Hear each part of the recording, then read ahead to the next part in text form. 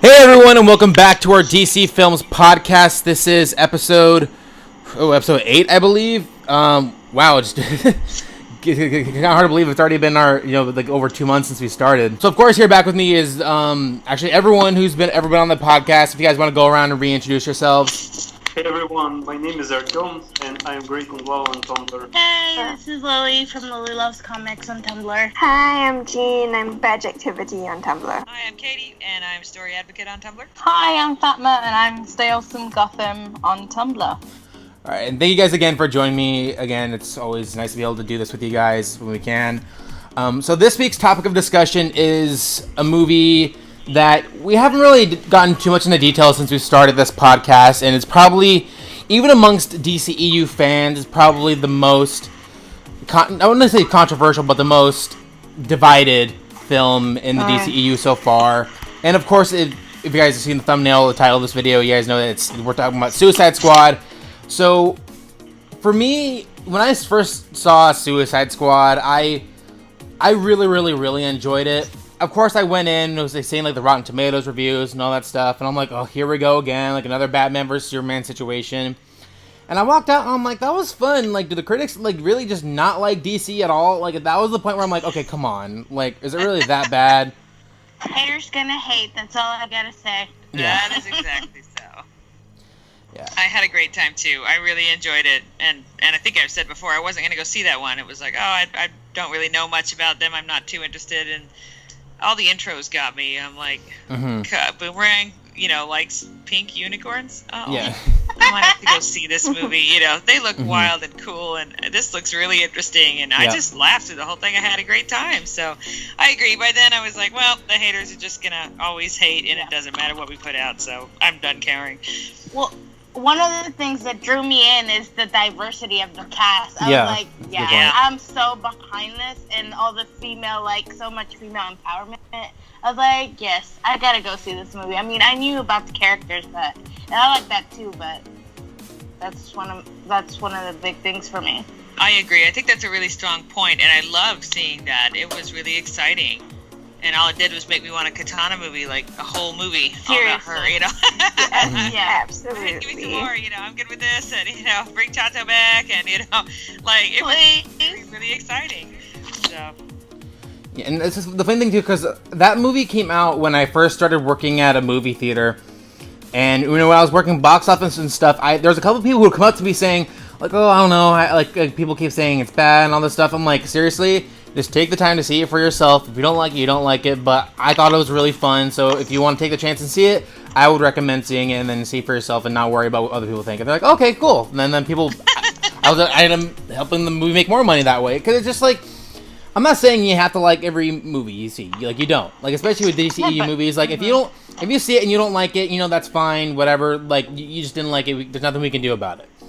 But at least go in, give it a chance. I mean, of course, like, going to the movies is expensive. I understand some people not wanting to spend money on stuff if they don't know if they're going to like it or not. But if you're even at least curious about it, give it a shot. And then, again, if you don't like it, whatever, it's a movie, and sometimes you kind of take that risk. I've seen plenty of movies where I wish I didn't see, namely the last couple of Transformers movies. Transformers. And for me, like the 50 Shades franchise, that I just that. Like for me, you actually saw that? I was like, yeah. Where's my cross? Yeah, and it's just like I understand. Like for me, like looking back on it and the amount of times I've seen Suicide Squad, I don't love it as much as when I first saw it. But I'm not gonna go out there and just be like, oh, this movie sucks. And like, of course, I'm a DCU fan, so I'm like, even if I don't, there are a lot of things in the movie I don't like. I'm not gonna go on and say like how much it sucks or like criticize everyone in it or whatever. Because first of all, I have better things to do with my time than bash a movie I didn't like or had things I didn't like in it. Like again, like there's a couple movies in my life, like I said, like Transformers franchise. Like I can't stand the movie Frozen, and like everyone in my life knows that. Oh my god, please! I mean, I like it I hate for that a while, but it's too much. People just exploded everywhere, and it made me not also like that movie anymore. It's hard, when it gets to be such a pervasive, like it's through everything, and and I watched it. You're right. It was like, oh, that was good, you know, and then I moved on, but I don't feel the desire to return to it. Yeah. But I admit, I don't Moana, like, I watched it once, and then I was like, hey, Mom, you should watch this. And then I'm like, hey, kids, we should watch it. Oh, look, we're driving in the car, you know, what should we watch? Hey, let's let Moana in. You know, I don't know. That one draws me in a lot more, you know, so I hear you.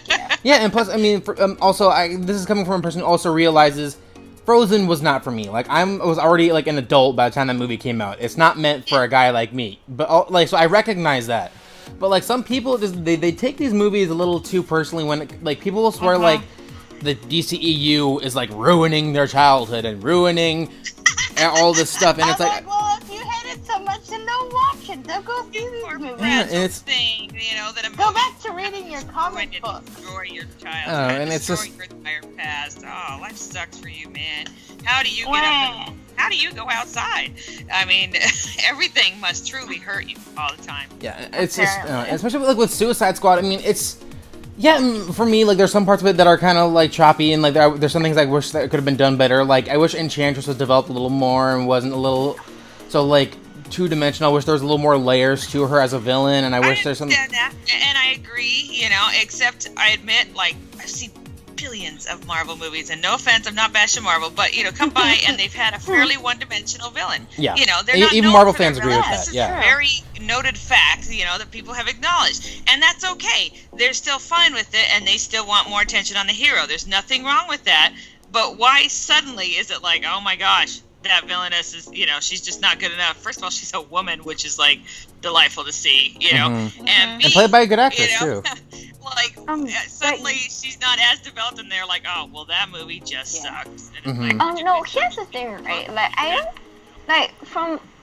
the thing is, I don't really understand how, like, how you can, like, go into a movie, pay literal money out of your own wallet, and then just go in with, like, a fundamentally negative perspective. Because, like, I go in for a movie with a bunch of friends, and, you know, being my friends, they are all pretty conditioned to the fact that, like, at the end of the movie, I'm gonna look at all the positives no matter what. So they also look at the positives, and then when I come out of the movie, I'm talking about all the positives. But See, then, that's me too. and there's so much, like, all these little nitpicks, like, oh, the female villain is useless, and just like, oh my gosh, I don't understand how you can, like, be picking out all these little negative details on your first run, you know what I mean? Like, I compare like what my friends are talking about when we walk out of Suicide Squad versus what people who weren't watching it with us come out, who have been influenced by what they read in the media about the movie,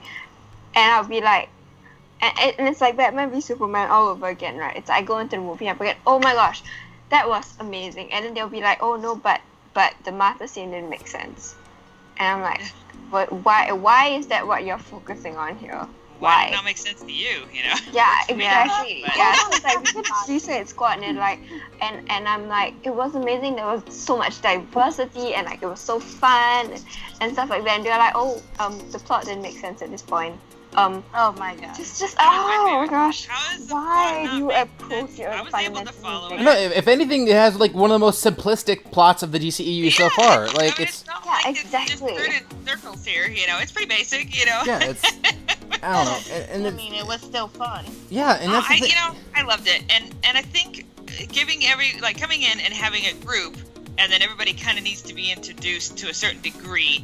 It's always going to make people feel like it's choppy, you know. I think I'm getting just as annoyed with the bad editing complaint as I am with dark and gritty, because people just seem to throw that out and they don't really seem to know what it means, you know. It's like, and you're right, you know, it's like, okay, some people then follow that as well, you know, because it jumped around a little bit, but at the same time they're like, here's some characters, and we'll give you a backstory on this one, and we'll give you a backstory on this one, and then we'll give you, you know, and it seems to be, I don't know, it worked for me, where it was like, okay, now we get to know this one. Oh, okay, and then we get this one. Okay, and now we move forward with the central plot. Okay, cool. And it just didn't seem to be a problem. It felt like movies I have seen before in my life, and I've seen a buttload of movies, guys. So it was just like, why are people complaining about this? Why is this a problem when this is the same basis that I've seen plenty of other movies based on, and yet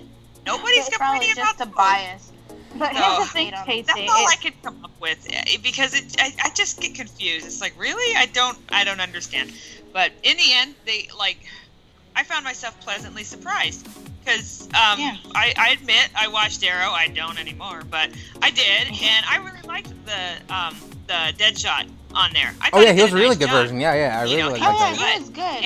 And Captain Boomerang was pretty cliche, but he He was very worked, one-dimensional in okay. that episode. Yeah. And so then I come in, and when you already have a preset notion in your head of somebody else you've seen that you liked, you are definitely in danger of looking at the new one and going, you're lacking in my eyes.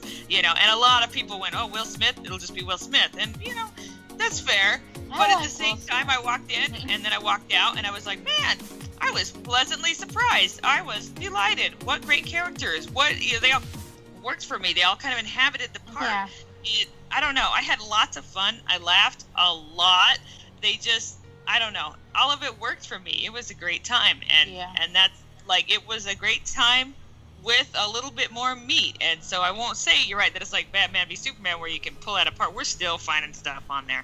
But at the same time, is there actually a correct? Is there actually a correct thing that they want here? They criticize the movie on every count. The plot's bad, the acting, the whatever's bad, casting's bad, because they're not this exact vision. But it's the whole Christopher Reeve Superman, Brandon Routh Superman versus Henry Cavill Superman problem all over again. Yeah. It's like if you're criticizing the movie for not being this precise vision of what you want the character to be when you've already proven that you don't actually like the character that way. And so there's no right way here. DC is literally doing what you told them to do, and just because they're not doing the thing you told them not to do, you're criticizing them. There's no correct way. There is no basis for this. There's no actual reason why they're criticizing, and the criticism is it's not valid at this point because there's no goal here. There's no goal for their criticizing. It's just sort of criticizing it. Just for the sake of criticizing. Just to be an ass. What and that's actually pretty is much there. why I'm in the same place, Jade. I've just kind of written it all off. I don't listen to it anymore. It's so hard to argue with these people because they again, it's just fundamentally negative. Their intention is to criticize this movie no matter what. It's it's the whole DC thing, They're absolutely convinced that the movie has to be bad, and so every single count of the movie is bad, even if it's completely defensible and it's completely understandable, and actually makes complete sense and it actually works. But no, just because it's not doesn't follow a linear plot and the team wasn't assembled in this particular way as it was in Marvel's Avengers, because that's clearly the one true way to do things always forever. Cough cough. Woohoo! No, but that's the thing. I agree with you here. Gosh, I agree with you. And that's the thing with Marvel, it's usually 3 acts. So the first thing, you know the hero, then you present a problem, and then the third act, they fight the hero, and the problem is solved. And that's exactly the formula that Marvel follows in nearly all the movies that they have. Yep. I haven't seen any of their movies stray from that formula or from those 3 acts thing. And to be honest with you, nearly all movies are like that. There's always 3 acts. Yeah, I was gonna say, it's not like that's radically different, but agreed. Yeah, but with DC, with this movie, they did it completely differently. They actually did it the other way around. They set up the villains and stuff. And to be honest with you, another point that I was saying, yes, Enchantress is kind of the villain they have to stop, but you also have to remember that Amanda Waller is also Amanda Walker. Right? Yeah, Amanda Waller is actually one of the main villains as well. Yep. She was absolutely perfect. She was the best Amanda Waller that I've seen. Oh yeah, hands down. Yeah. She was absolutely. And there's been great actresses playing that character too, but yeah, Viola Davis did amazing with that role. Oh yeah. Viola Davis would literally just sit there on the screen and just smile or brood or She was she's so bad. She was but in the best way, yeah. But I mean, she is Amanda Waller.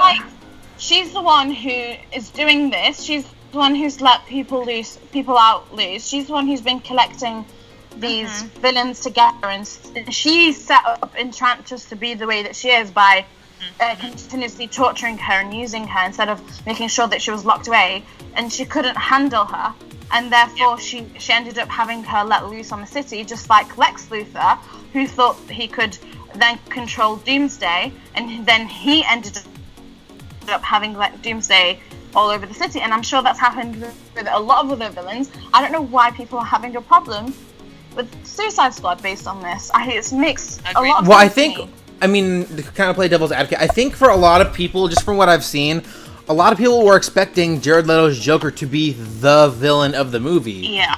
And when he wasn't, when he was like a side plot, people were disappointed. And for people who walk in, I think a lot of people too, to kind of jump on the subject of Jared Leto's Joker, he's been very controversial, and even there are people, even in the DCEU fandom, who don't like him because of his actions on set, with him mailing the cast, all that, all that stuff. Yeah, I'm not much for method acting, I'll admit it. Yeah, that is kind of like, okay, you didn't have to go that far, Jared, because I think for him, like, everyone saw what Heath Ledger did, and how he went to such a dark place, and that was ultimately one of the reasons why he was taking all those, all the medication and overdosing, because of how far he had to go to get into the character of the Joker.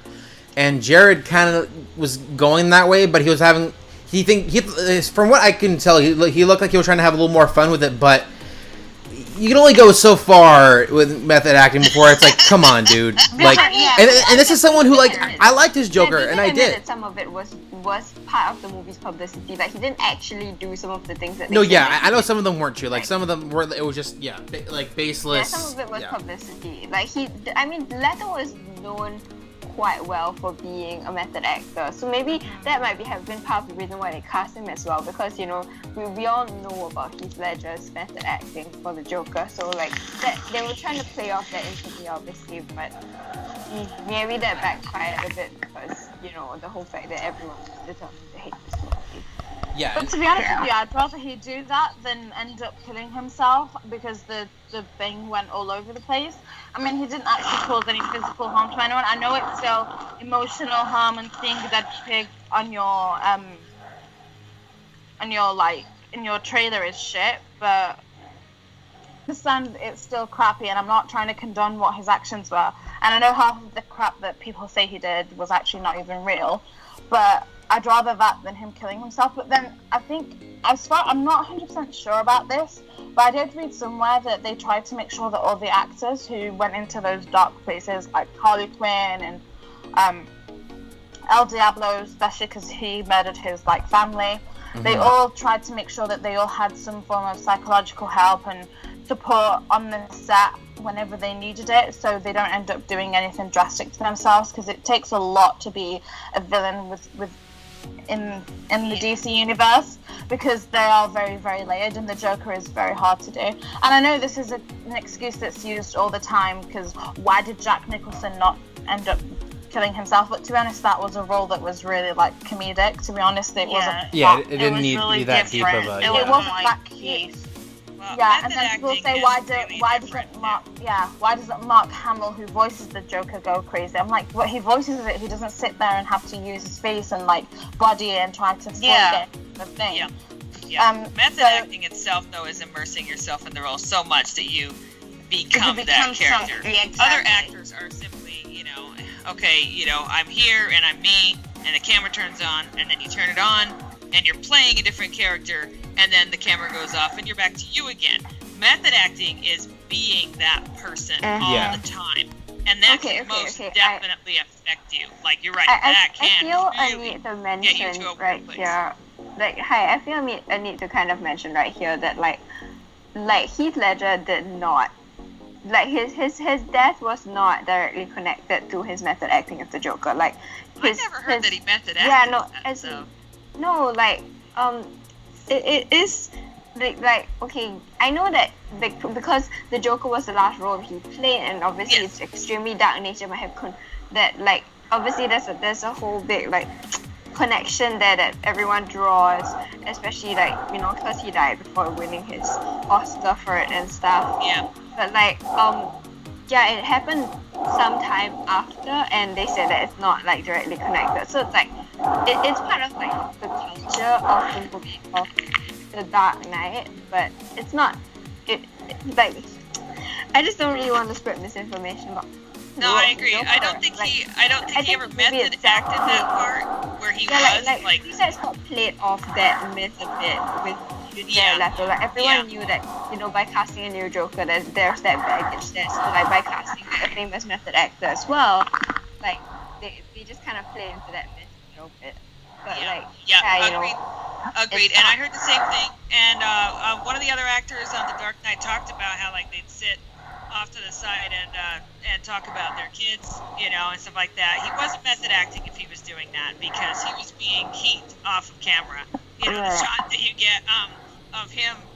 Who was laying on the ground and who was jumping with the skateboard? Was he? Batman was on the ground, and Christian was on the ground, and then he was sitting. That is he sneaking around in between shots and occupying himself with things that he likes to do. If he was method acting that part, that shot never would have happened because they don't do that unless that Joker just happens to really like skateboarding, you know, and I don't see it.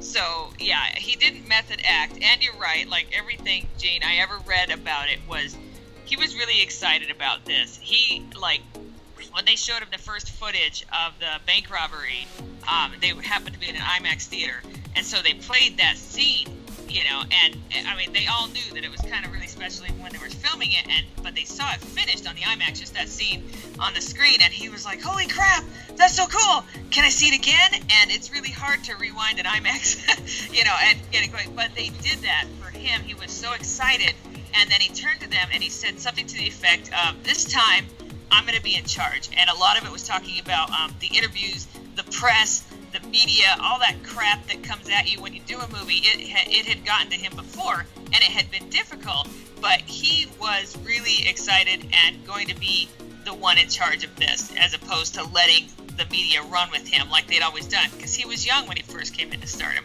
and he was definitely the young, handsome blonde that everybody and their dog goes after, you know, and wants to run away with. And so he felt like the media was not his friend, and he was really excited this time he was going to be in charge of it.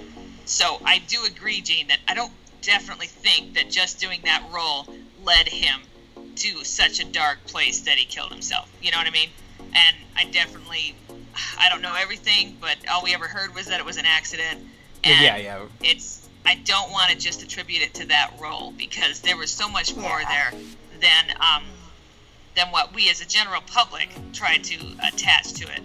And so, okay, so I'm done with my diatribe. But anyway, and I think it's needless to say there was more to be had than just that, and it was and I think needless to say, I think just playing the Joker, especially from what we've seen of Heath and Jared, it's kind of a dangerous gamble in that aspect. Like it's hard to go to see like how far like they're willing to go without like damaging themselves or potentially their career by how far they go into this character. And again, there's a lot of people, especially with Jared's, that they just for good reasons, people don't want to let go of Heath Ledger's Joker just yet, because it's still, even though it's been like 9 years, you know, it's still kind of still somewhat fresh in people's mind. And and he gave us probably, and I like Jared's Joker, but he probably gave us the best interpretation of the Joker in live action that we've seen. And a lot of people just don't want to accept anything new, so they already walk into Suicide Squad and they're like, they already have Heath Ledger in their mind, so anything that Jared Leto does that's anything different from what we've already seen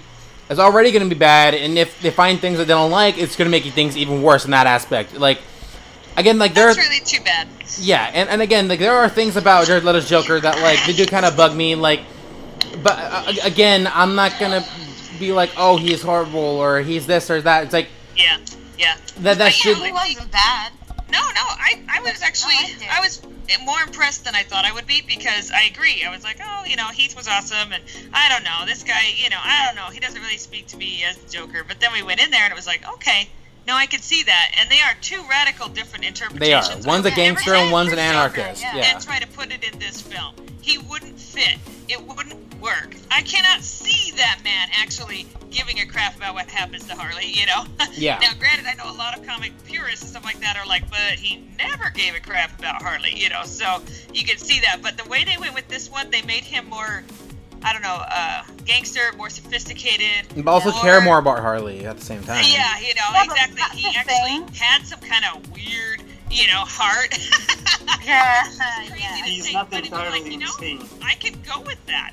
I could totally Oh, go with that definitely. version. So he surprised me. I actually was surprised that I liked him as much as I did because I I didn't like think that he he might. that So- he was different and wasn't trying to be like Heath Ledger's Yes. Joker. Yeah. He should So that have. was so appreciated. Like, yeah, Yeah, it's different. That's So, going to like, get you every time. But that's the thing with this Joker. He was like a mix of quite a lot of different versions of Joker. Uh-huh. He had the gangster version from the original, like old DC comics of, Uh-huh. you know, I'm a gangster and I deal with gangs and and he has like that guy with him. I can't remember. Is he his like, I don't know. Like his, his- almost like his bodyguard or something like that. Yeah, I heard that yeah, about. Yeah. him. And then His he old suit, has he was very yeah. gangsterish. You're right. Oh gosh. And then he has the tattoos from All Star Batmans, and then he has the psychotic, crazy part with that is present in the Heath Ledger version, but Yeah. not just the Heath Ledger. And I think he's done it really great in having all sides of Yeah. in that way. Yeah. And then I think he has a great Joker voice too. I don't know, and he did it really well as well.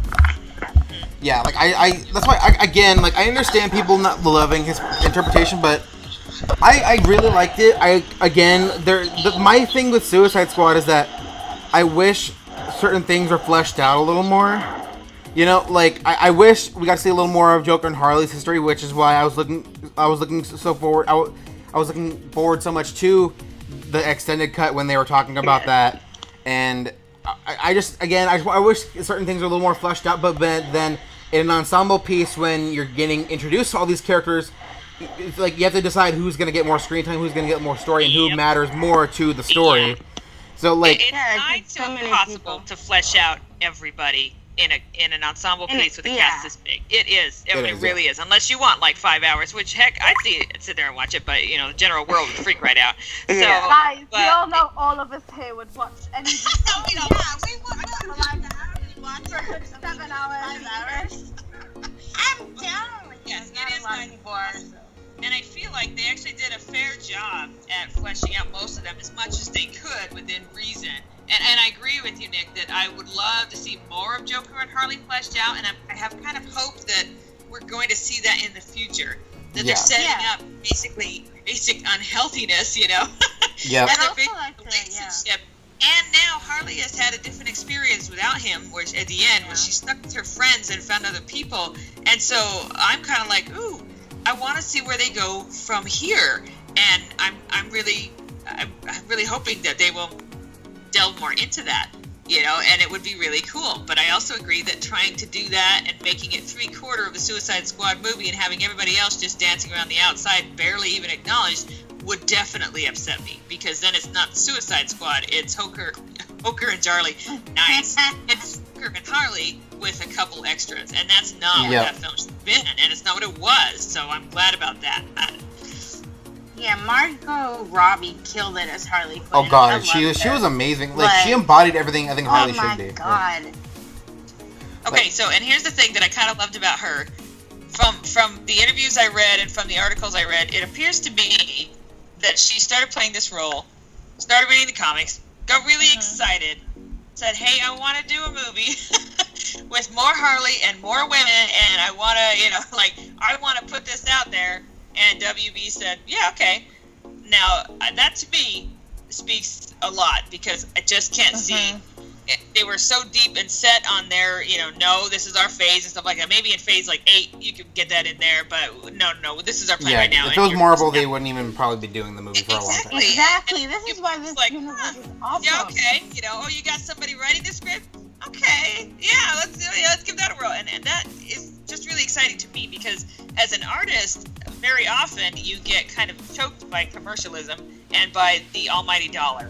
It always Yep. is bottom line. And even WB, that's their goal, is to make money. It's not like they're pretending that they're not.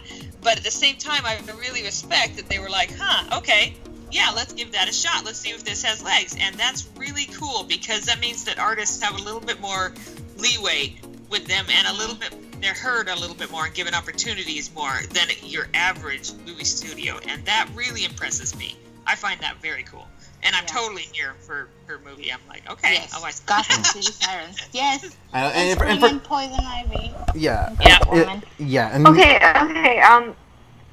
yeah, okay, not to sidetrack this conversation a bit, but I want to know, what is everyone's objective rating of Suicide Squad right now? Like, what, like, out of, like, 10, of 10 being, like, a perfect movie and Suicide Squad being, like, yeah, what is our rating for Suicide Squad? Because the thing is, right, if I will defend Suicide Squad to my death, but also I acknowledge that, you know, like, in some movies, it's flawed.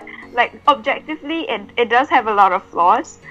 You know, it's not as bad as people make it out to be. Yeah, but, people always. yeah, you know, I want to know what people's rating for it is. So, like, people, you're like give it a defending it, 7. that's right, obviously, but like, yeah, I'll give it like it's between like a not, 6.5 and a 7. Like, Yeah. 6.5 exactly.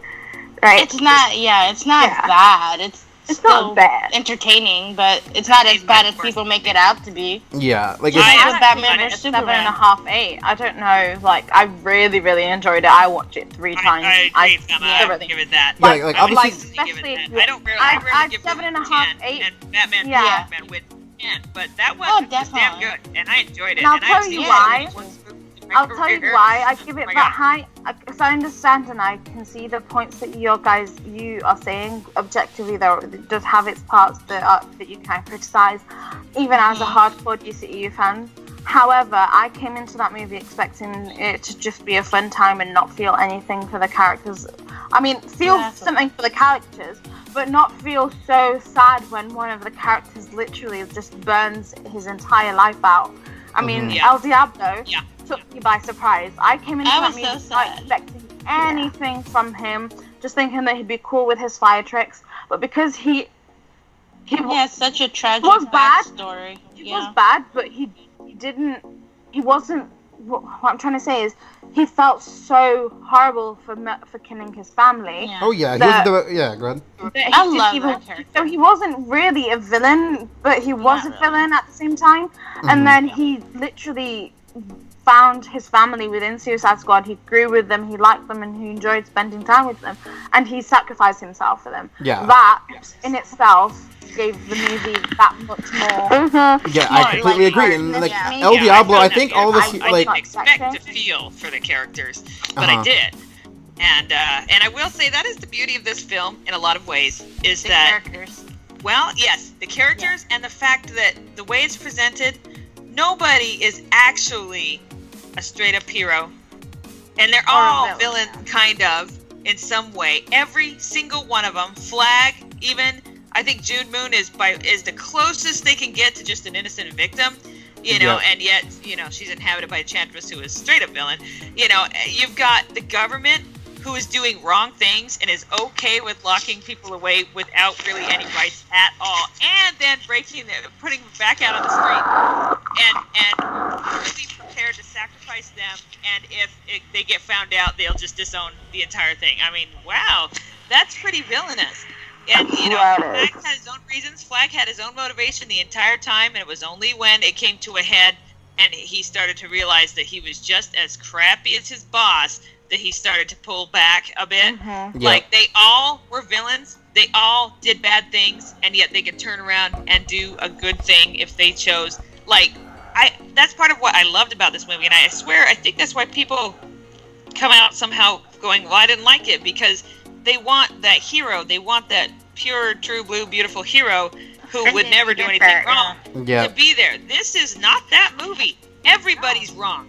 Everybody's bad. Everybody is a villain in some way. And so I think it was honestly a stroke of genius that they went ahead and went, yeah, let's put this movie out right after Superman dies. Because that is when you get to this dark world and realize that it really is so dark, and that without the hope, without something to look up to and try to aspire to do better, look at where we end up. This is Yeah, not. look at what happens. You know, even Batman's not fabulous. You know, and I mean, in Batman v Superman, he's awesome. I love him. But you know what I mean? He found himself in a dark place as well, and he's a freaking hero. The rest of these guys were just out for themselves or trying to survive. And so, like, without that ideal of hope that Superman is being built to be in the DCEU, this is what we get. That's not good. Chaos. Yeah. And yet they're all people. They're all fully fleshed characters. They're all somebody that we can even identify with in certain ways. You know, I mean, even Katana is awesome, but wow, the rage spree she goes on when her husband is killed, you know, like, you know what I mean? I can't say, well, she's just a perfect hero. Of course she's not. She's out there killing people, but you know what? She's got a reason. And so it just, I don't know. I loved that about this film. Yeah. And David made a really conscious choice trying to portray that. Like, several different, like, flag is backward on its hat. It's backward. The entire American standard, the government that he's fighting for, is backwards. And in the end, when they come into the building and Enchantress has where she set up her lair and everything like that, the camera deliberately pans in underneath a ragged American flag. American flag. You know, he is making a point here. The government are not good, or is not good. The villains are not good. But if we choose, we can do good things. And I don't know, I thought he had a great message. And the way he put it together with that super quick death the other day at the anniversary that put out that really awesome video essay about the style of it and why he cut it the way he did it, why the perspective is so jarred sometimes and why it's just so and yet you never get that shaky cam effect that makes me sick. And so, and he did that for a reason, to show you how and you know how time is for these people and how jarred and separated everything is. And I don't know, I really, really thought that was awesome. And I didn't put half that together until I watched that essay, and I was like, oh my gosh. And this might be why people are complaining about editing. But what they don't like is the fact that they're given this perspective from down low, and actually they are actually seeing what the characters are going through. They have no concept of time in prison. They, you know what I mean? Everything starts to mesh together, bleed together, and they end up only defining themselves by breaking the rules, like hanging from the bars. Or, you know, today I'm going to feel something, so I'm going to pick a fight and get the crap beat out of me. You know, this is what they live with. This is their reality. And he did his best and did a really good job, I feel, to pull us down and make us experience that with them. And I think that's why half the people walk out and go, well, I didn't like it. Well, of course you didn't. Yeah. None of us are going to like that feeling. That's not the point. Yeah, the point is to make us go, oh, these guys are people that I actually root for, even though they're bad. And so, I don't know. I thought it was great. I would definitely give it an 8, you know. And so, I don't know. I really enjoyed it. And I think that people say it's flawed often, but I really want to know what they consider the flaw. Because I'm not saying it's perfect, because not many movies get that from me, and you know, and that's okay. We are flawed beings. We're going to create flawed product, you know, like even Batman v Superman, which is straight up 10, 12, 15, 100 from me, you know, is, you know, like, we are flawed beings. How could we possibly put out a perfect work of art? But at the same time, like, I feel like that one was really good, and I just don't see the flaws that people keep trying to attribute to it. So I don't know. What do you guys think? I agree. I don't think it's Batman v Superman great, because I was just watching that today. For some reason, me and my baby brother, he's 3 and he's obsessed with Batman v Superman and the Lego Batman and all the Blu-rays that I have from DCEU and DC. So we were watching that, and we were literally every day we watch all of them behind each other every day. So now I've learned every single Batman on repeat, and he's only 3, and I feel really bad. What have I done to my baby brother? What have you done? You've educated him. But I'm saying, but you agree with it. I don't think it's Batman v Superman and The Dark Knight, like, brilliant level movies, but I don't think it's that horrible either. I think it's just below them in terms of what I got out of it. I came in for a fun, like, you know, not too serious part, but I came out and thinking, wow, I actually really love these characters, and that's my big brother calling for me. Come on. Come here. He's ready to start another one. I know. Yeah, let's watch. What did we watch today, Sammy? Yeah. That's so adorable. So we didn't watch Wonder Woman, but he did see Wonder Woman and Batman v Superman. And every time I know this isn't too satisfied, but every time Wonder Woman comes into that shot, and then he just starts dancing to the theme. Aww. Do you like Batman v Superman? Do you like Suicide Squad? I want to put this one on the TV. You want to put Suicide Squad on the TV? Yeah, I'm going to do keep on doing and He's trying to look for words. He's not fully like that, but yeah. But yeah, it's like I really don't get the hate with that movie. I really enjoyed it. Me too, and I think to me too, like even so much worse, you guys. yeah, I've seen way worse movies too, and Oh yeah. and for, yeah, Yes, for sure. yeah, and for me, like watch that movie, even with the problem, even again, I'll admit, like I don't love it as much as I used to, but the characters to me are why I enjoy that movie as much as I do. Like looking at characters like El Diablo and Deadshot, like to me, like those two characters are the emotional center of the story. Like El Diablo for me is like he's like the Superman of that story, where like he does like he's afraid of his own power and what he's able and what he can do with that power, and he's responsible for all this stuff. And then he sacrifices himself at the end of the movie, and I'm just like, oh my god, this is like Batman vs Superman all over again. Yep. Like No, I honestly was like, he's not dead. I don't care. He's made of fire. Yeah, he's made of fire. He's Yeah, not no, dead. he's I'm fine. Absolutely fine. He's coming back in another movie. Yep. yeah, like I loved really him, like and I was him. I surprised by liked his him. journey. I didn't expect to love him as much as I did, and I was like, oh. Okay, some of my friends are like, well, he's just sorry, I can't talk. A stereotype of a Latino. I'm like, yeah, but he's not exactly a gangster. He just looks like one, you know? yeah, but I mean, like character wise, like he kind of is one, but I think he was able to do more than obviously. Like I can't speak for the Latino audience because I'm white, but at the same time, like I look at him, I'm like I think that's a pretty good like interpretation of what that character could be without making him like a one-dimensional like LA gangster kind of, you know, is that like every one of those characters, like people look at him and go, okay, so you've got the Oriental chick who's a samurai, and then you got the Mexican who's a gangster, and then you got the black guy with his guns, and and then you got the white blonde chick who's just nothing but a slut, and so here we go. Look at all these characters, and every single one of them is basically set up on their basic stereotypical norm. And then they go a step further And prove you wrong. Yeah. So, there's more to Sato's a gangster, but he didn't really know what else to do with it, and half of the time, you get sucked into the gangster life when you live in the inner city, and there's really no escape, even if you wanted to. It's really, really hard to break out of that cycle. Yep. So you've got that, and then he's got these powers, and he feels cursed by them. So it's certainly not something he feels like God gave him. Yeah, where else is he going to end up? He's going to end up a gangster. Yeah, he is. However, he's a man who married a good woman, who had children that he loved, and who, again, because of his powers, lost it all, and is very aware of his own guilt in it.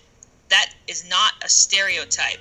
That is straight up a beautiful character who is willing to take responsibility, and he's almost to the point where he's like willing to punish himself for the rest of his life, and for his penance, because he destroyed what he loved the most. Yep. That is not a stereotype.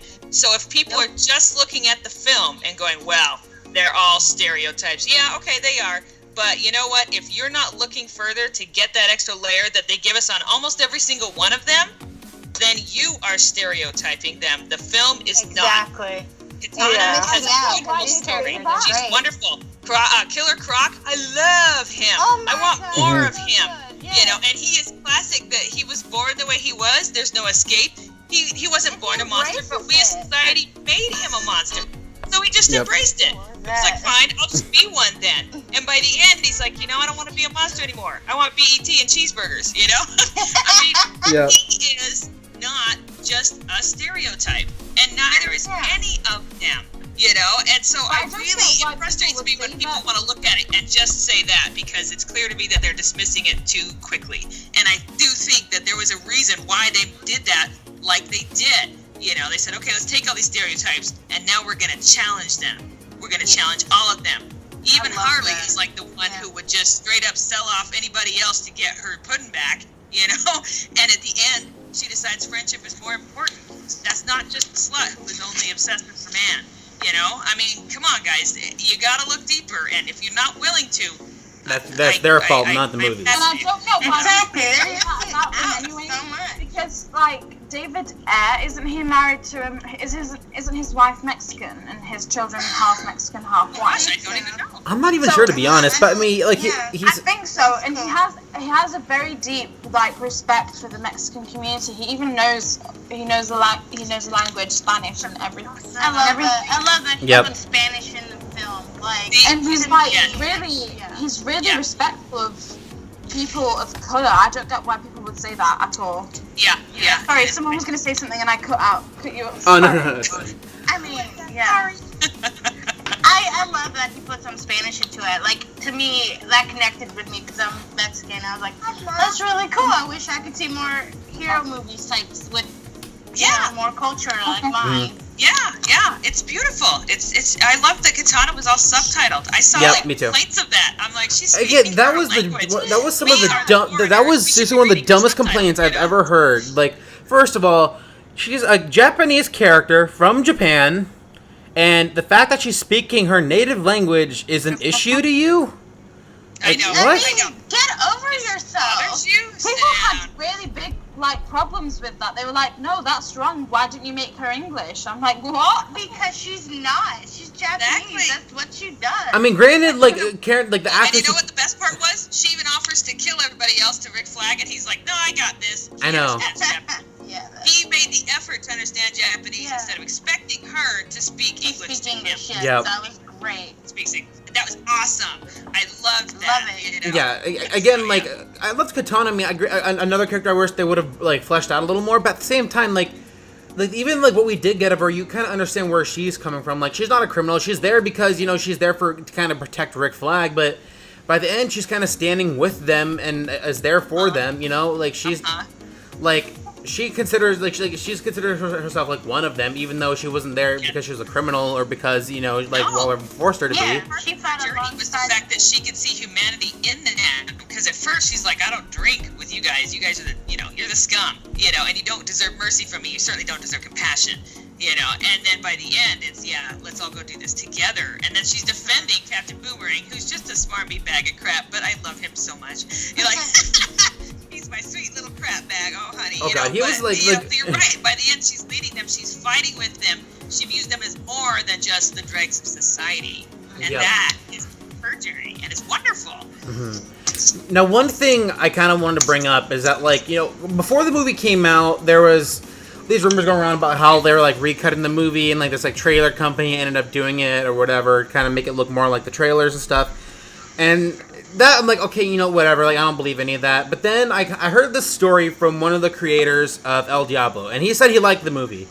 But he said when he was on set, he was seeing a very different movie, and that, one of the reasons why Suicide Squad ended up being the way it was because, I guess they showed the movie for test audiences and they hated it because of how dark it was. So Figure. yeah, so that yeah, I know. So that resulted in them cutting the movie in a way to kind of please the people who wanted to see the movie because of how the trailers were cut. Now, I don't know if that means that it was cut by a trailer company or whatever, but for whatever reason, if the creator of El Diablo, I think his name is Jai Nitz, if he's to be believed, then we could have gotten a much darker Suicide Squad than what we would have gotten. And, of course, me being, the fan of the DCEU that I am, I kind of really want to see that, Yeah. Too. I'm not saying that you're wrong at all. I am saying that sometimes when you're on set and you're watching things being filmed, you get a different idea. Like the raw footage is very different. I mean, the lines are the same. The actors the same. The scene is the same. But the tone they put on it can be spun any different way. And it's hard to know what the director was going for as just a bystander watching, to see what's happening and stuff. I don't know. Like, he could be right. There could be a different version out there, or this could have been what David was intending all along, and other people on the sidelines are watching and feel that, it was, in their interpretation, it was going a different way. We as audience members do that a lot, where something comes out and we're like, oh, they mean this, and the other people are like, they meant this, and we all interpret it our own way, and take it into ourselves and who we are,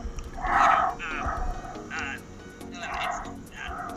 And so, I don't know, like, I agree that they might have changed some things due to the testing, but in the end, like, if they already have enough test footage, typically what comes out is like 10% at best, and then they end up with what they have because they've already got all the principles on. They've already done all the footage. They've already spent millions of dollars, and they can't just go back and redo everything. So movies have gone through efforts like this. You're right, but often they do end up looking funny and hacked because they have tried to crush it together, and it comes out so weird. And I just didn't feel that with this one. So I don't know. Part of me could go for a little bit darker, but at the same time, if it's too dark, I admit the original trailer, while I loved the song, even just the scene of the Joker saying, I'm not going to hurt you, or I'm not going to kill you, I'm just going to hurt you really, really badly. They didn't show who he's talking to and stuff, and I was like, ooh, I don't know if I want to see that, because it just reminds me of the really dark, really gritty, this is what people don't understand, with absolutely no hope whatsoever, no redeeming qualities in anybody films that I actually don't watch because they're too much for me, and I don't do them well. It's not good to watch and just go, yep, the world is just full of crap bags and everybody sucks. That is not good for me. That's grim. Yeah, that is grim and dark, guys, but I like hope in my movies. Yeah, well, and even Gotham, I'll admit, like, I don't enjoy it as much as, like, my husband does. I watch it because he watches it, and I can handle Bruce. He is the one ray of hope in that stinking show. Everybody else is awful. They're just terrible, and they're almost irredeemable. And it's just like, I can only handle so much of this before I start to lose my mind, because it's not good for me. So I don't want it to be that dark, or I wouldn't feel that it fit in this universe where there actually is hope in a dark world. So I don't know. That's just my opinion. Yeah, and I'm sorry go ahead. so quiet with the entire podcast, but I don't have much of an opinion about Suicide Squad because I'm not that captivated with these characters like I am with Superman and the rest of Justice League. But my favorite part about Suicide Squad is that this movie already showed the consequences of Superman's death. Yep, that's one aspect of the movie I love too.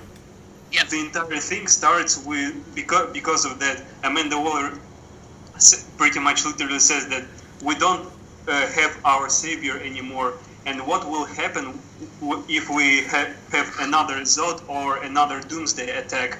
Who will rescue us? And so she starts forming this task force, later called Suicide Squad.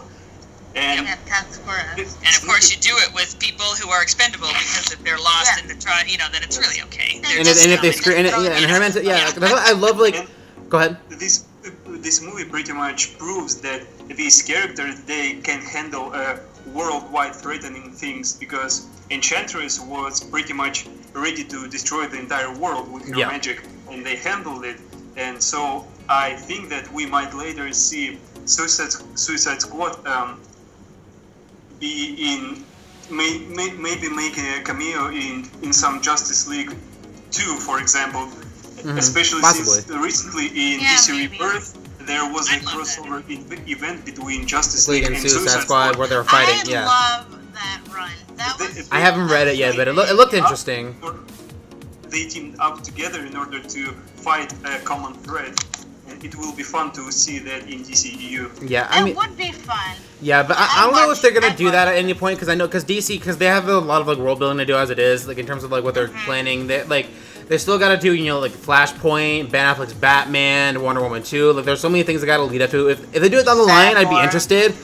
But it's hard to see where they're gonna go, especially like the Suicide Squad aspect of the DCEU is something that like we've been kind of curious about, because like other than they announced that David Ayer is gonna be directing Gotham City Sirens, and that they're working on.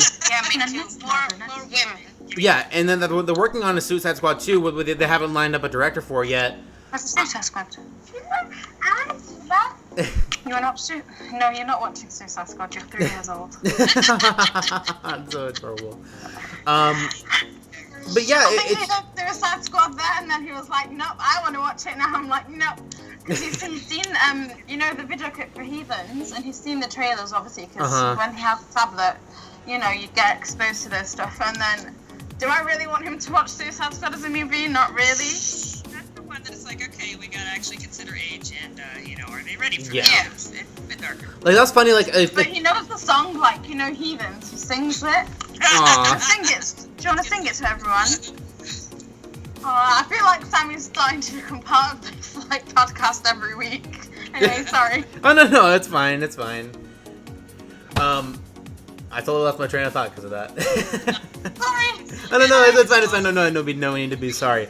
But yeah, so I think.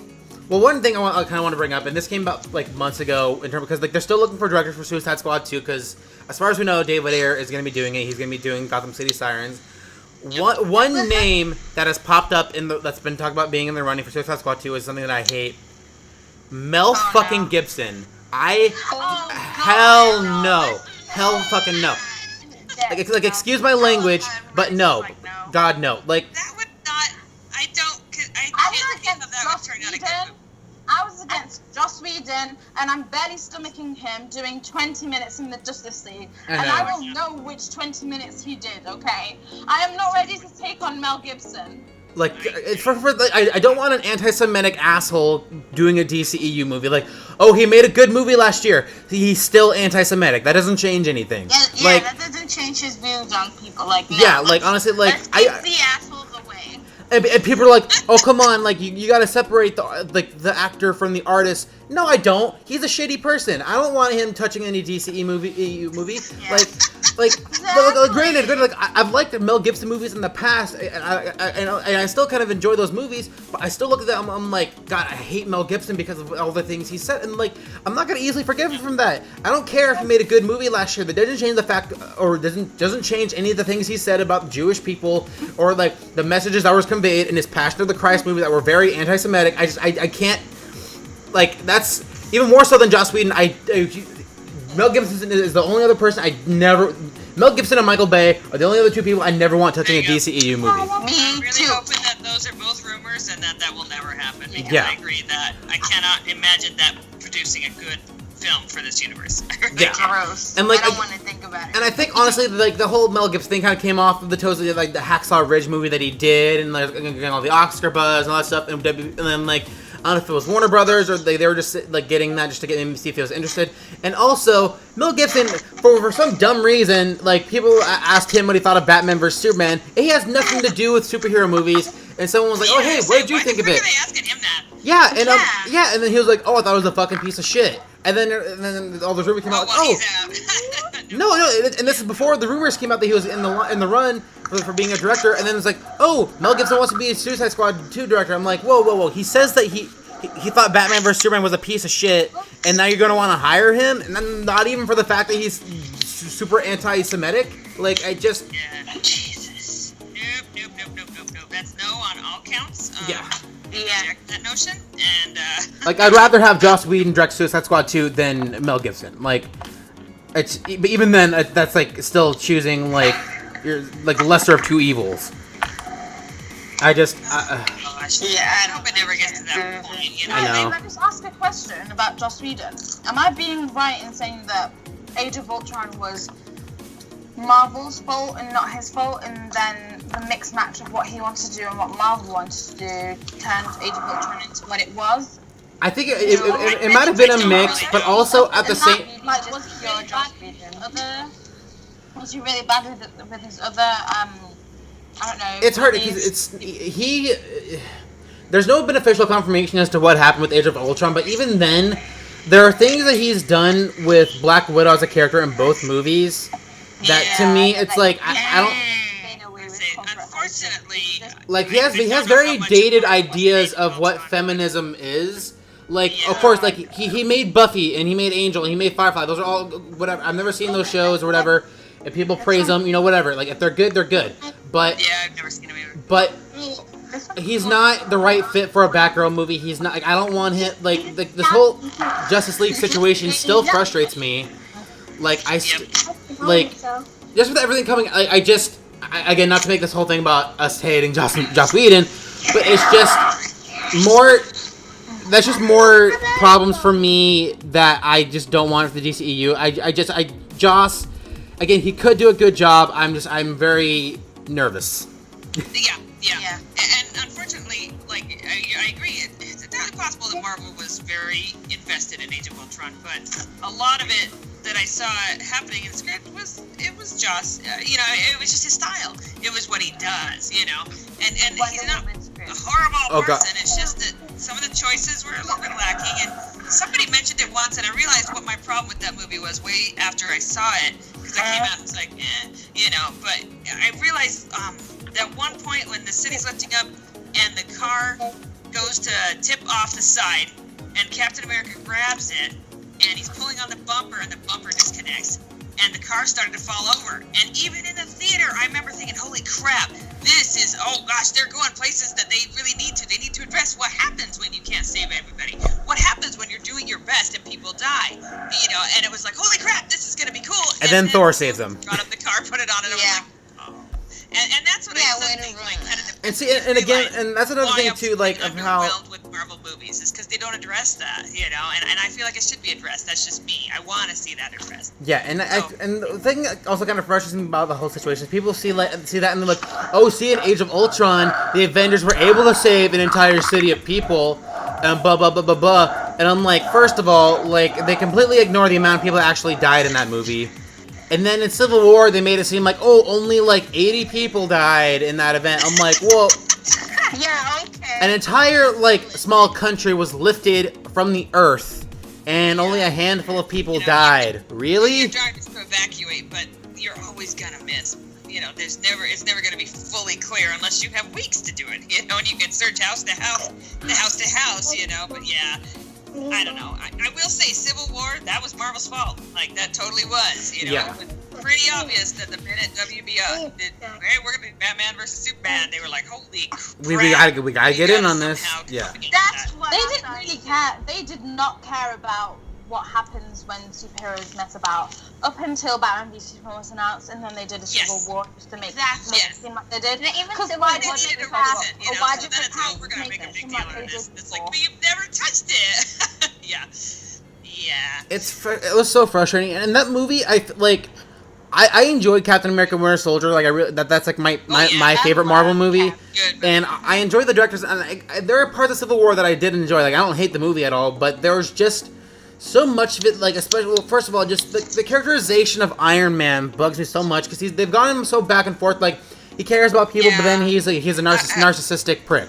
And then they undid all of his growth. Like, he made so much growth in Iron Man 3, and then they undid it all in order to provide angst and conflict, and I just hate seeing that. Yeah, and then they completely write off Pepper Potts for the sake of... Okay, yeah, that's something that like modern movies do sometimes for like franchise films that like I am so glad that DC doesn't do, which is that like they don't reset character arcs back to point A, like, you know, their established character tropes, you know, like character is introduced as being genius playboy millionaire philanthropist, and then he just never evolves from there. Like every movie he will go through the exact same character arc, because, you know, he always has to start in the same place, because that's like what his character is supposed to be. Whereas in DCEU, like every character is evolving, you know, every story is part of like their arc towards becoming like a better person, towards reaching a certain goal for their character.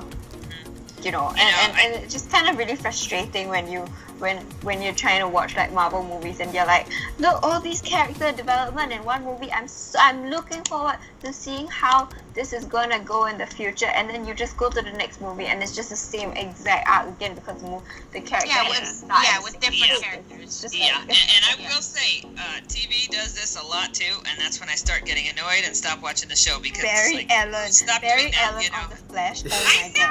know! I'm like, would you Yes. please let the man actually learn something? Come on, man. He doesn't Wait, have to say, but hey, I'll go talk to him. Mary, we gotta have words. and I totally agree. So, okay, this turned into a Marvel bash. But I know. I hate that we do that. It always happens. I feel so bad. That studios get involved, so Yeah. I can't say that like they weren't involved in Age of Ultron. You know what I mean? I Yeah. don't know. It's entirely possible they were. I don't know. But I will say that I also see a lot of Joss's kind of stamp on that, and so Yeah.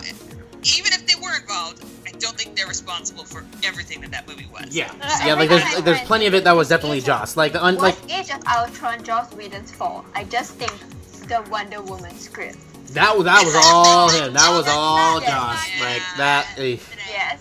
That one, And I immediately I just go, yeah, this was him. This was like his stamp of approval stuff. That's why, like, I kind of like. Part of me wishes, like, maybe Zach could have asked like Patty Jenkins to finish off Justice League or something. Or, like, would have been wonderful. I mean, she was busy. Yeah, I know, and I completely understand. But at the same time, I just, because of my distaste for Joss recently, I worry, and I don't want my biggest fear is if the movie does well critically and financially, everyone's gonna say it's because of Joss Whedon.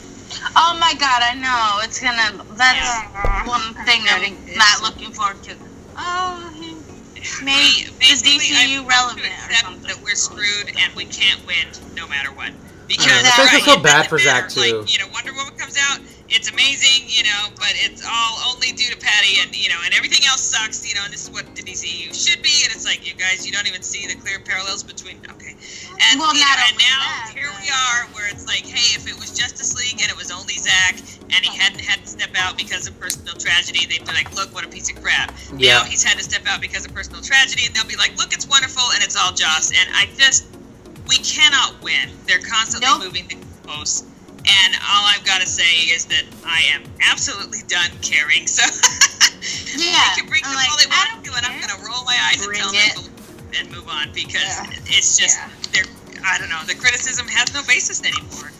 So, anyway, but I agree. It's gonna be annoying, and we're all gonna be really ticked. And I see it coming. We all see it coming. It's gonna happen. Yeah, and again, that's I just yeah. It's gonna be a bad November, but at the same time, an awesome November, because I'll be going to see that movie like every other day. Yeah, like, So, I don't. Guys, what the we can't have them better without the sweet guys.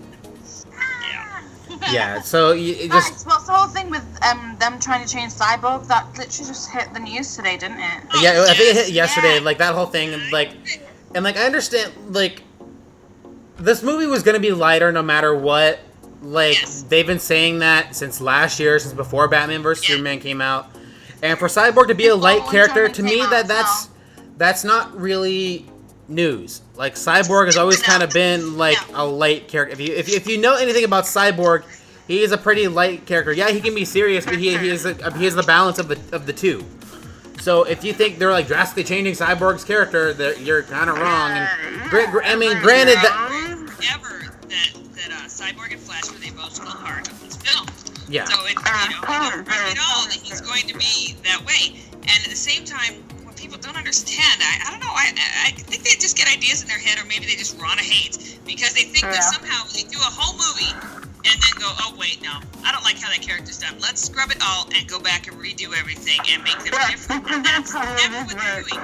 Usually they're like, okay, we're gonna do this, and see, it's just like a story or anything else that you're creating. You come back and you go, okay, so I like it, but I feel like it's like there's blank spots that aren't filled in. I feel like there's something missing here to get us to here, or vice versa, or something like that. There's just adding little touches, little brush strokes here and there to make it a better, more full-rounded picture. And then you go in and do that, and that's what they're doing. They're going in and just filling in some little extra brush strokes in little areas, stuff like that. And okay, yeah, that looks better. I like that, because otherwise, even when you're creating it, I feel like something's lacking. I feel like I'm not, putting enough blush on this, or I'm not, painting it the right color. I'm not getting it just so. I mean, Zach has like complete and total artistic license over this film, even with Joss doing reshoots. Are you guys telling me that Joss is going to come in there, refilm the entire freaking thing from the start, make it his own, and somehow Zach is not attributed to this movie? That is not going to happen. Didn't Joss Whedon relinquish any director's credit? Like, he's not getting credited as director. He's not. I think according to the Directors Guild, you can't if you're just doing reshoots, I don't think that qualifies if you getting director credit. Like, That's what they like. Like there's the situation with Rogue One that came out earlier this year or last year. Like Tony Gilroy, I think came in and did reshoots for that movie, and people credited him with completely changing that movie, but he didn't get director credit. That was still Gareth Edwards who still made that movie. So my hope is that Joss doesn't get director credit, because that would just piss me off even more, because this. Yeah, I mean, it's been cannot confirmed see he's that not. happening. That would just be plain weird, and I don't really see it happening. And I think that in some ways people also view it as, okay, so Joss has been given license to come in, write extra scenes, and then shoot them. No, Joss has been given permission to come in and reshoot the extra scenes that Zach and other people have already put together. This No, is I mean, not the- like okay, full look, plot this where is they're like, like just go in there and do something, Zach make about something it, up, though. it's fine. They're not doing that. There's a specific thing Yeah. that they're going for, there's a specific storyline that they're reaching for. There's things that they feel like are missing and just need to be completed, and he's been handed the reins to do that, but he has not been handed the reins to just do whatever he pleases. And I don't know. No, I mean, Warner Brothers has been really good to Zack Snyder about it. Like, this was actually Yeah. like what Zack Snyder wanted, right? Like, they actually offered to delay Justice League. For like, him, it's such a yeah. huge major movie that they've been promoting for years and years and years, that they actually offered to delay the release of this movie just so that, like, Zack could take the time to be with his family, but instead Zack is the one who pushed to, like, continue with the movie and in order not to affect the publicity and sex, Exactly. right? Yeah. There is like, no way if they're so willing would to happen. do something like that for one of their directors, like they've stuck by Zack all this time, they wouldn't just just hand it over to Joss. They No. they are like sticking with Zack Yep. on this. Yeah. Yeah, that means that And like he and, made and a Al decision, and he decided, and he said, okay, let's do it this, and this way, and we'll just have Joss take care of it. It does not mean that they went, yeah, okay, you're out of here. Joss, come over here and fix this mess. That is absolutely not what's happening. Yeah, like if anything, well, and also, even though I don't like it, Zach was the one who brought Joss in before any of this even happened. This is true. Yeah, so That was that his was choice. all Yep. Zach doing this. So a part of me has to, like if Zach trusted Joss enough to do this, a part of me does feel like maybe I should, because I mean, like, and I, of course, I believe in Zach, and I will follow him no matter what he does. But for me personally, I just wished it was someone who maybe got the DCEU a little more, or like just someone who. We don't know. We haven't actually seen Guys. work on the DCEU. Like, we saw his Wonder Woman script, but besides that, we don't know how he is reacting With these to, characters, yeah. Like, I don't want this. Maybe he changed, guys. Maybe he learned things. Yeah, Maybe. that's exactly what I was just about to say. Guys, just like sit there and like try and calm yourself down, saying maybe he's changed his hiatus from the comic book world and Yeah, well, at all the same that time, stuff like, is changed. I I don't know. try hard to go, you know what? That was a rough Maybe- draft of his Wonder Woman script and would have had to go through lots of Rewrites, rewrites to actually yeah. make it work. Maybe That's what I Age keep of telling Ultron was myself. his midlife crisis. You know what I mean? Yeah, that's all. Yeah, that's true. Crisis. And maybe even working with DC is the chance for Joss to kind of become the director like he should have been. Like I don't know how to word it properly, but they're just working with Marvel. I think Marvel, obviously, there's like a formula to how Marvel movies work, and like Marvel's very like they say they're filmmaker driven, but you can kind of tell like Kevin Feige has a lot of say in these movies. Like in terms of tone and story. So maybe if Joss does have a little more creative freedom in Batgirl and like has some things he can do with Justice League that make it better, then okay, then that's fine. I just don't want the female characters or the people of color to be caricatures and not characters, Yeah. Because that's my worry. Is that like we're gonna get, because the fact that he made Black Widow feel like she was a monster because she was forced to become infertile, that to me was like whoa. Like I do admit I have a slightly different take on that. I'm not saying I approve of that writing choice. What I am saying is that I think, I don't know, the way I interpreted it when they had that scene was that I agree she wasn't given a choice, but the whole purpose of doing that was to make sure that they, A, could use their sexuality whenever and not have to worry about problems, and B, would never have to worry about wanting to leave to have a family. And so I totally agree that I don't think she had a choice. I think she was forced into it. But part of her felt like something valuable was taken from her, and she allowed it to happen. Now, that is a common thinking among victims when truly they don't really have a choice. You know, they didn't choose what happened to them. But she was obviously bothered by it, and she let it happen because she was highly pressured and highly conditioned and highly indoctrinated. And so part of me feels like that's where she feels like she's the monster, in that she let other people decide what she is doing with her own body. And that doesn't make her a monster at all. But that was what I took from it, was that she felt like she gave up control. And that's a legit thought. It doesn't make her a monster. And definitely, you're right, the idea that she can't have children, excuse me, that does not make you a monster, sweetheart, ever. You know, ever. But, I don't know, all the flashbacks and stuff, you could see she was questioning it. She didn't like it. And they told her it was necessary. Yep. And so she let it happen. And I think that's where she feels like she's the monster. And it would be the same as if they wanted to cut off an arm, take out, you know, essential organs, you know what I mean? Change her body in some way that she doesn't choose and go, hey, I want to do this. And, you know, give her bigger boobs, whatever. It doesn't matter. She questioned it and didn't like it, and then she let it happen. And I think that's where she felt the disconnect, where she feels the monster part. That's just me. Yeah. That was just my interpretation. But I totally agree that it was like, oh, you just opened a whole can of worms there, Joss, and oh my gosh, you know, that wasn't the best choice you could have made. And so, I don't know, you know, like, of all the things that she's done in her career and her life, you know, and they've talked about her past crimes and stuff like that, that's the thing that makes her feel like a monster? Okay.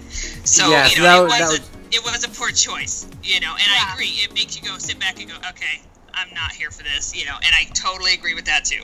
So anyway, that was just, I took it differently, and so then people freaked out, and I was like, oh, I didn't even look at it like that, you know, okay.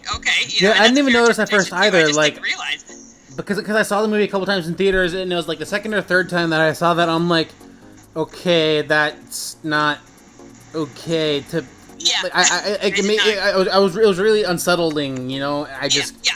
And it's like stuff like that is obviously like one of the reasons why I worry for Batgirl and stuff, and essentially like not even just like that, but like the way Batgirl's been portrayed recently in media, like even in things like the Lego Batman movie and The Killing Joke. Here's the thing: Batgirl is not a love interest for Bruce Wayne. Oh my god, no. I agree with you. I'm so scared they're gonna do that in the movie. I didn't know any of that, and then I'm like, oh, she's not? Okay, and now even Lego Batman, which my kids watch all the time, I look at and I'm like, yeah. You know, I didn't even realize that was a problem until I, you know, found out. Yeah, like, and okay, you're right. Why are you doing that? So, yeah. Like, it's just like, come on, Don't worry, like. guys, because you've got what's her name, Margot Robbie, who feels really deeply for these characters. Mm-hmm. I think she's there for them, so I don't. Do you think she might get like a producer role because she's the one that's been pushing for it as well? Yeah, she is. She's producing it. Like, I know she's producing Gotham City Sirens. That I know for sure. Look at Joss Whedon and be like, yeah, okay, you can do that. Because if she's been given that high of, I don't know, like role in this, you know, I just hope that really Gotham City Sirens is going to come up before. Gotham City Sirens is definitely going to come up before any Batgirl, right? So at least they'll have a chance to establish the character of Batgirl pretty well first. Yeah, if they decide to, and I hope that like even because I think David Ayer a while back kind of teased like Black Mask from the comics might end up being a villain for Gotham City Sirens, and at first I thought, oh, maybe this would be a chance to do Batgirl. I mean, they still very well could introduce Batgirl in Gotham City Sirens. That'd be a good way of teasing her before her own solo movie. But I don't. Even with Gotham City Sirens, I especially after seeing Wonder Woman, like I would prefer like a female director, whether it's Patty or someone else equally as qualified to handle these characters, because we wouldn't get, you know, like male written female characters. We wouldn't get like, you know, like female led movies that have like the male gaze, you know, just, you know. It was an absolute delight to watch Wonder Woman and not have them. It really was, and it was an absolute delight to watch her just kind of go out and be herself and handle things, and I agree. Have less people telling her she couldn't, or trying to take advantage of her just because she was a woman. Yep. Or Joss seems to have kind of a funny idea that women need to suffer before they can be heroic. And Yeah. I And understand again, that that's a kind of girl's like a story dated- is kind of there, but I worry God, about that in okay, his so- hands. I'll see it, and I will do my darndest not to judge before I sit down. I don't want to walk in to hate it, but I Yeah. share your worry in certain things. I don't know, because you could set up a character well in a previous movie and then turn around and screw the pooch on the next one. And TV series have done this for years, where they do a great job on the first season, and then they're like, we're going to take the character in a different direction. We all go, what in the heck did you just do? And so, it happens. Yeah, I know. It happens all the time. And so I share your worry. I totally hear you. I don't know. And I don't know.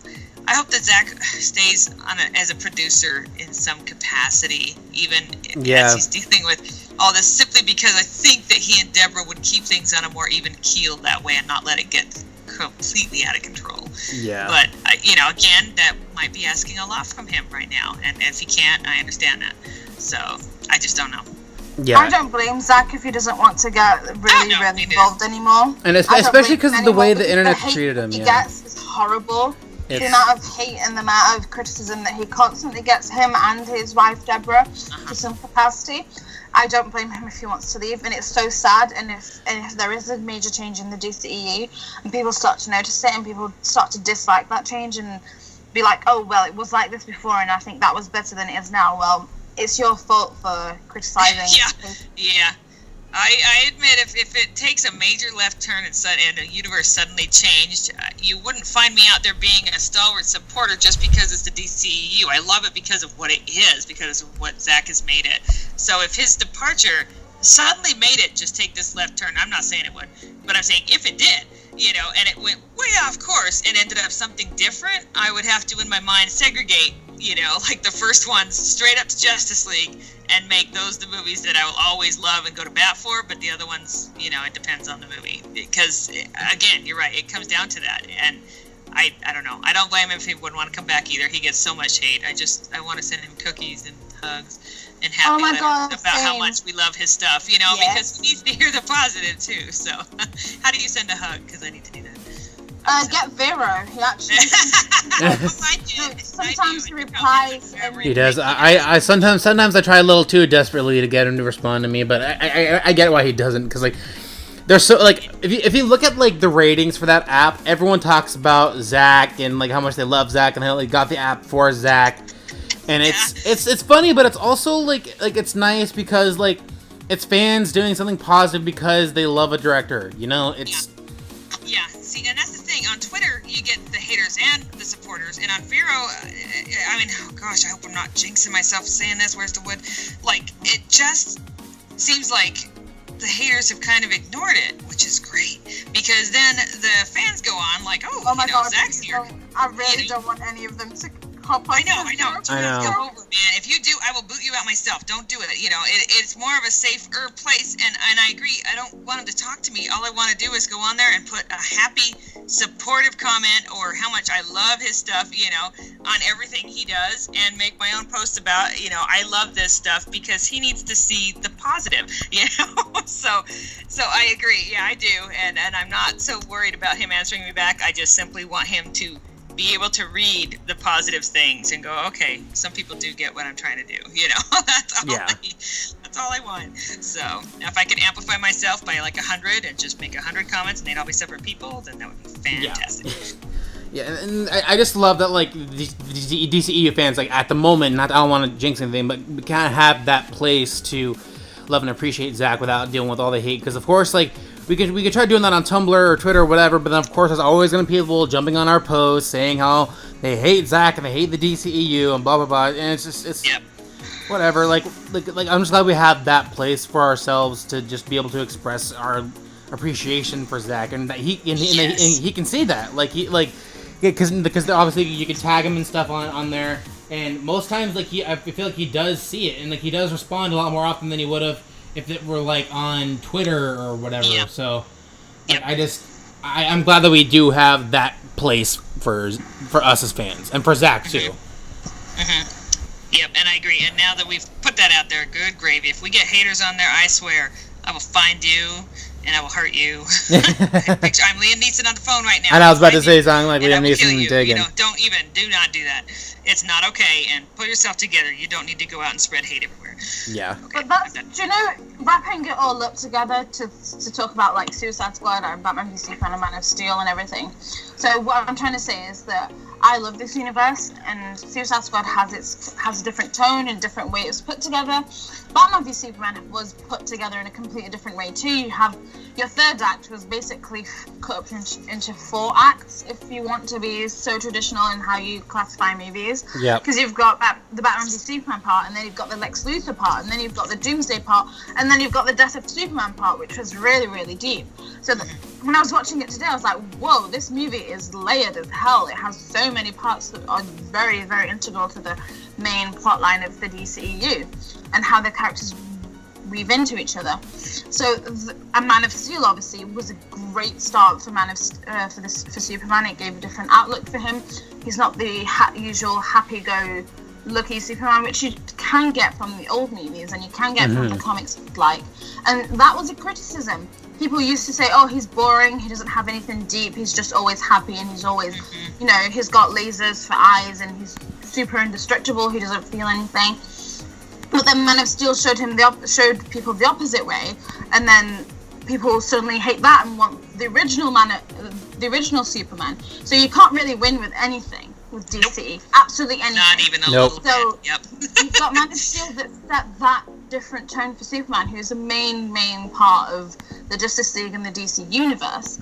And then you've got Batman v Superman, which set up Batman, Wonder Woman really well. It kind of had a bit of Justice League in there just for like a good 3 minutes, I think. Yeah. And then you've got Suicide Squad, which set up the villains, because you're setting up an entire new universe, nothing like how Marvel's doing it, because they've been like giving out movies left, right, and centre for the past 10 years. Yep. And it hasn't cost them anything, and they've done it easily. And there wasn't any competition, because now we have Star Wars and Marvel and the Universal trying to get in on this as well, and Sony. And Fox. Wow, we have a lot of competition. Yeah. So the way that DC has done it is that it set up the main 3 superheroes that are the world's finest, the ones that people love, and then it set up the villains in Suicide Squad in a fun way, in a different way, in a way that you don't have to actually abide by the usual film rules and the acts and whatnot, like we spoke about earlier. So I think Suicide Squad fits really well with this universe, and it will always end up having a good part. Yep. And it'll link in later on, because then you've got the Flash cameo in Suicide Squad as well, showing that this is a Flash, what's it called? A Flash villain, and then this is a Batman villain by Batman cameo having a cameo in Deadshot and having a cameo in the Harley Quinn and Joker, and then obviously the other ones belong to other superheroes in their little universes, but I think it'll work really, really well. And yes, it isn't a perfect movie like BVS and The Dark Knight is, but it's also not as bad as people make it out to be, and that's what's cool about the DCEU and what I love about it. And then obviously, I forgot to mention Wonder Woman, which was also fantastic. Wonder Woman showed us the origin story of the woman herself. So we've had an origin story of Wonder Woman, we've had a refresher on Superman, because I think the last Superman movie that we had was a good 20 years ago, around about. No, it's Superman Returns. Superman Returns, yeah. Oh, if you consider that one movie. slipped past so fast. Yeah. I think a lot of people forget about that. Yeah, but we've had a good refresher with that. We've had a refresher with the Wonder Woman origin story, and because we've had Batman a lot, and it kills me to say this, because I'm a Batman fan first and foremost. Sorry, I've been talking for a while and I realised this. I didn't. No, just go on. But because we've had so many Batman stories and Batman has been out, and we've had a great Batman in the trilogy for The Dark Knight, they didn't really need to set him up that much, but they did it in the BVS, in which they set up Wonder Woman as well. And then we got a Wonder Woman origin story, which is great. So we've had a refresher on all of the main components in the universe, and now we'll get to have them mesh out in their separate movies and in Justice League when they team up all together.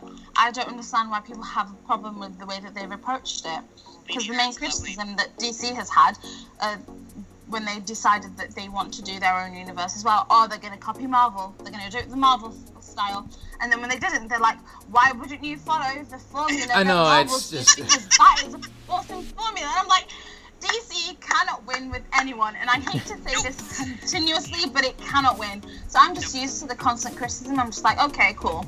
I love my thing. I enjoy my thing. And it's clear that we do, because despite all the negative reviews, despite all the horrible bashing that we get, we still do considerably well in cinemas. Yes, we don't reach the billion mark on each movie, but we do well in cinemas, we do well in Blu-rays, comics, and us as fans, we do exist, and we like it the way it is. If people continue to bash it, they can do that.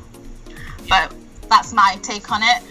And I think I was a bit long because I have to go, because I have few things to do, and it was really wonderful talking to you guys. I really enjoy this. No, I'm glad. Thank you, all of you guys, for coming in and doing this. It's fun to be able to do this, because I feel like our episodes are kind of like few and far between lately, so it's nice to be able to kind of get back into the groove of doing them a little more frequently.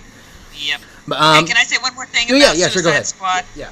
Okay, first, I loved how they branched out the universe, because they're really building a universe that is outside just the heroes, and showing us the whole world. And Suicide Squad's music is just A+ perfect.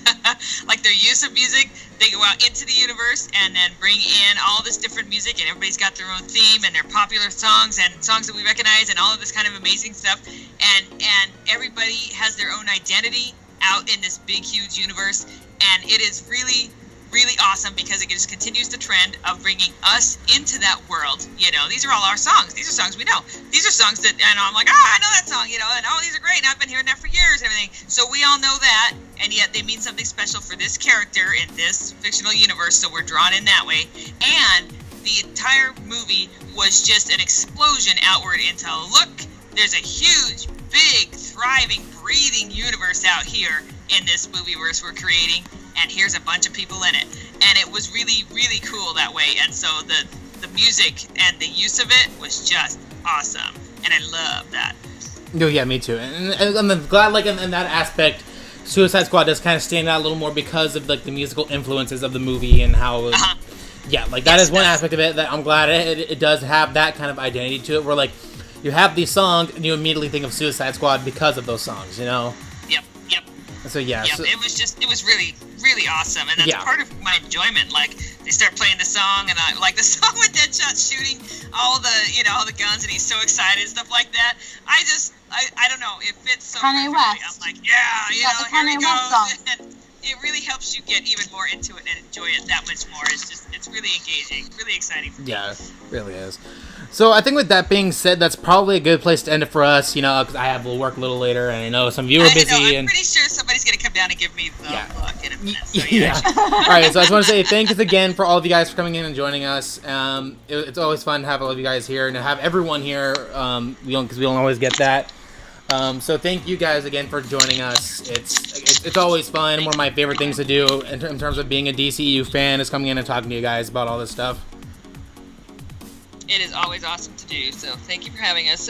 And Likewise, I love this so much. All right, so go ahead. One of those things that I always look forward every week now. Yeah, me too. I'm glad we were able to find the time to be able to do all of this. So if you guys want to go around and reintroduce yourselves one last time to the podcast.